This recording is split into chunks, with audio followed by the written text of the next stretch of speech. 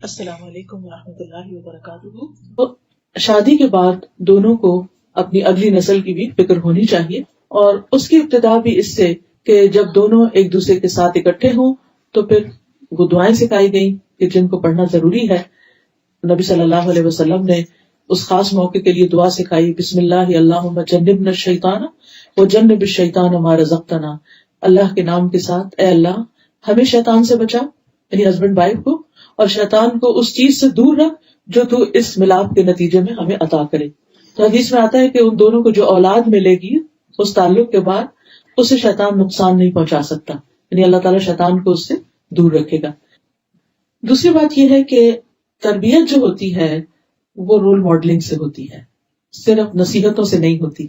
ہم سمجھتے ہیں کہ بچوں کو اگر ہم ہر وقت لیکچر دیتے رہیں گے تو اس سے وہ بہت نیک بچے بن جائیں گے، چاہے ہمارا اپنا عمل اس کے خلاف ہو.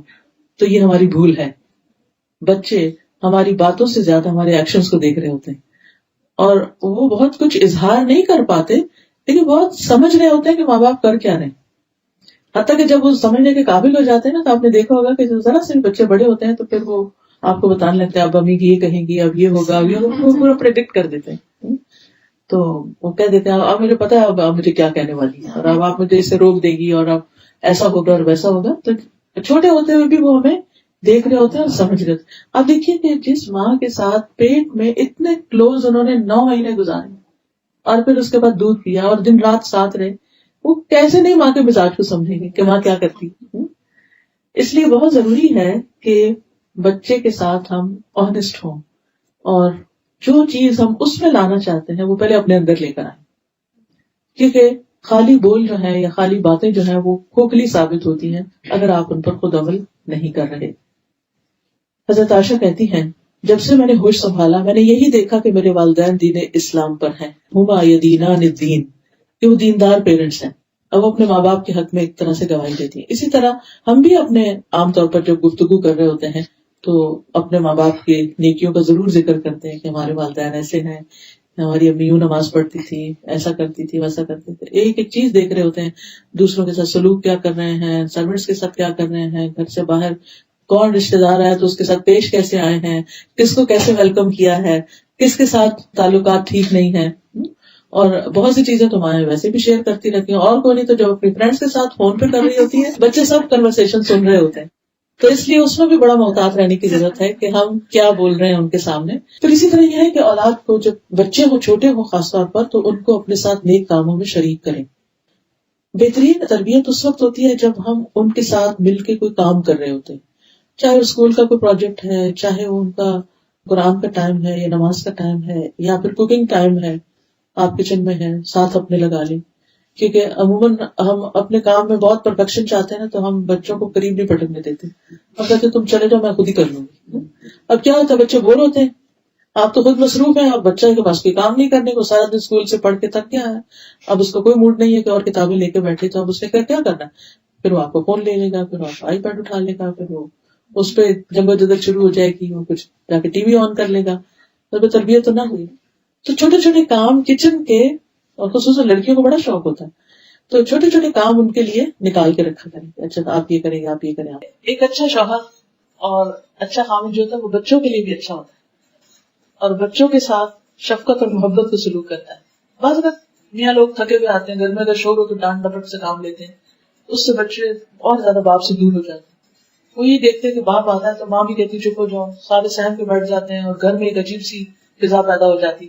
لیکن اس کے برعکس نبی صلی اللہ علیہ وسلم بچوں کے ساتھ شفقت اور محبت کا سلوک کیا کرتے تھے. ابو ہریرہ کہتے ہیں کہ رسول اللہ صلی اللہ علیہ وسلم نے حسن بن علی کو بوسہ دیا. آپ کے پاس اقرا بیٹھے ہوئے تھے، کہنے لگے کہ میرے 10 بیٹے، میں نے کسی کو بوسہ نہیں دیا. تو آپ نے ان کی طرف دیکھا اور فرمایا جو رحم نہیں کرتا اللہ اس پر رحم بھی نہیں کرتا. یعنی آپ بچوں کو اٹھاتے، پیار کرتے، ساتھ لگاتے، چومتے. ام سلمہ کی بیٹی تھی زینب، تو آپ ان کو زینب کہا کرتے تھے، یعنی تصغیر کے ساتھ پیار سے بلاتے. پھر بچوں کی عزت بھی کیا کرتے تھے، ان کو رسپیکٹ دیتے. ام المومنین حضرت عائشہ کہتی ہے کہ میں نے عادات، چال چلن اور بات چیت میں سب سے زیادہ مشابہ حضرت فاطمہ کو پایا نبی صلی اللہ علیہ وسلم کی. بہت زیادہ آپ سے ریزمبل کرتی تھی، چلنے میں، بیٹھنے میں، لین دین میں، ہاتھ کے اشاروں میں. جب وہ آپ کے پاس آتی آپ ان کے لیے کھڑے ہو جاتے، بیٹی کے لیے کھڑے ہو جاتے، ان کا ہاتھ پکڑتے، انہیں بوسہ دیتے، انہیں اپنی جگہ بٹھاتے. جب آپ ان کے یہاں جاتے تو وہ اٹھ کر آپ کی طرف بڑھتی تھی, آپ کا ہاتھ پکڑتی, بوسہ دیتی اور آپ کو اپنی جگہ بٹھاتی. یہ تھا باپ بیٹی میں محبت کا تعلق. آج آپ دیکھیے کہ ہمارے گھروں میں کیا واقعی بیٹیوں کے ساتھ ایسا سلوک کیا جاتا ہے؟ یا امت کے مرد بھی اپنی بیٹیوں کے ساتھ یہ سلوک کر رہے ہیں؟ اگر نہیں تو فکر کی بات, کیونکہ یہ بھی آپ کی محبت کی شرط ہے کہ آپ کے طور طریقے بھی اختیار کیے جائیں. پھر نمازیوں کو کندھے پہ چڑھا لیتے. حضرت امامہ کے بارے میں آتا ہے, حضرت زینب کی بیٹی تھی. آپ نماز میں ہوتے تو ان کو بٹھا لیتے اپنے کندھے پر, رکوع پہ جاتے تو اتار دیتے, جب کھڑے ہوتے پھر چڑھا لیتے. حالانکہ آپ امامت کر رہے ہوتے تھے. بچے نماز کی حالت میں آپ کی پشت پہ سوار ہو جاتے اور آپ اپنا سجدہ لمبا کر دیتے تھے جب تک وہ اٹھتے نہیں تھے. بڑے بچے کو بھی پیار سے اپنی چادر کے نیچے گھسا لیتے تھے. جیسے ایک دفعہ آپ نے حضرت حسن حسین کو چھپایا, حضرت علی آئے تو آپ نے ان کے اوپر بھی اپنا کپڑا کر دیا. لیکن اس کے ساتھ ساتھ ان کو ادب بھی سکھاتے تھے, یعنی صرف پیار ہی نہیں, لاڈ ہی نہیں, بلکہ تمیز بھی سکھائی. حضرت عمر بن ابی سلمہ کہتے ہیں کہ میں بچہ تھا اور میں آپ کی پرورش میں تھا, تو میں جب کھانا کھاتا تو سارے برتن میں ہاتھ گھماتا, تو آپ فرماتے بسم اللہ پڑھ کے کھاؤ, اپنے آگے سے کھاؤ اور دائیں ہاتھ سے کھاؤ.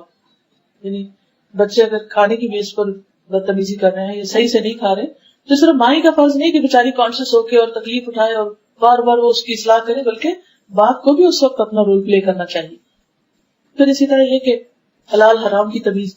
حضرت حسن نے ایک مرتبہ کھجور اپنے منہ میں لے لی تھی, تو آپ نے اس کو کہا کہ یہ صدقہ کی کھجور ہے, اور اس کو کہہ کے نکلوا دیا.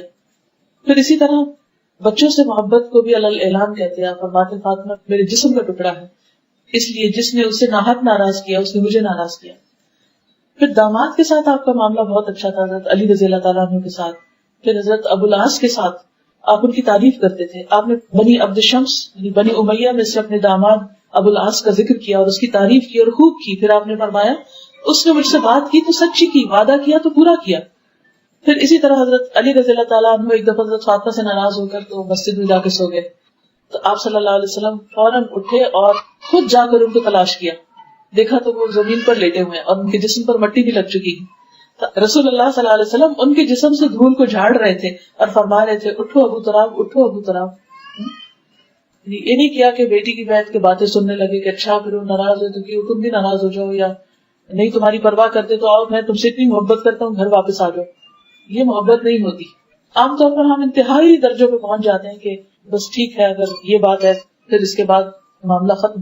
دیکھیے ہم سب انسان ہیں, غلطیاں ہوتی ہیں, کمی بیشی ہوتی ہے, لیکن یہ رشتے بہت پیارے رشتے ہوتے ہیں. ان کا ایک لحاظ اور احترام رکھنا چاہیے اور ہر بات میں انتہا درجے پہ نہیں پہنچنا چاہیے.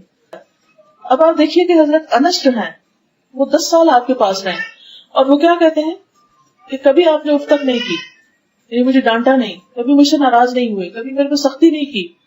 اور کبھی کبھی وہ بچے تھے تو جو کام نہیں بھی کرتے تھے تو آپ ان کے اوپر سختی نہیں کرتے تھے, پیار سے دوبارہ یاد دلا دیتے. جیسے بچوں کو کام کرنا کہتے اچھا کرتے پھر بھول جاتے, پھر ہم ڈانٹتے اچھا تم نے سنا نہیں تھا.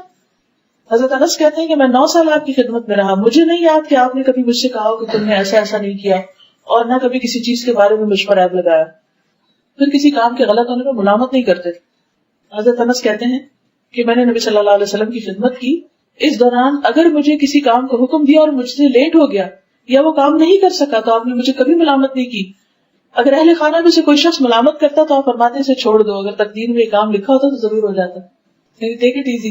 اگر نہیں کر سکا تو اللہ کا حکم نہیں تھا, یعنی اس سے معاملے کو ٹال دیتے تھے, آسانی کر دیتے تھے, اس کے لیے بے وجہ روک ٹوک نہیں کرتے تھے. ایک یہ چیز بچوں کی کریٹیوٹی کو مار دیتی ہے. ہم اپنے گھروں کو اتنا بت خانہ بنا کے رکھ دیتے ہیں کہ ہر طرح کے اس میں ڈیکوریشن پیس سجا دیتے ہیں, پھر بچہ ہاتھ لگانے اس کو پکڑ پکڑ کے روکتے, پھر بچے کو روکتے, پھر بچے کو روکتے. اس بچے کی جو آگے بڑھنے کی صلاحیت ہے وہ ختم ہو جاتی. تو اپنے گھروں کو چائلڈ فرینڈلی بنائیں, ان چیزوں کو ہٹا دیں اور بچے کو آزادی دیں.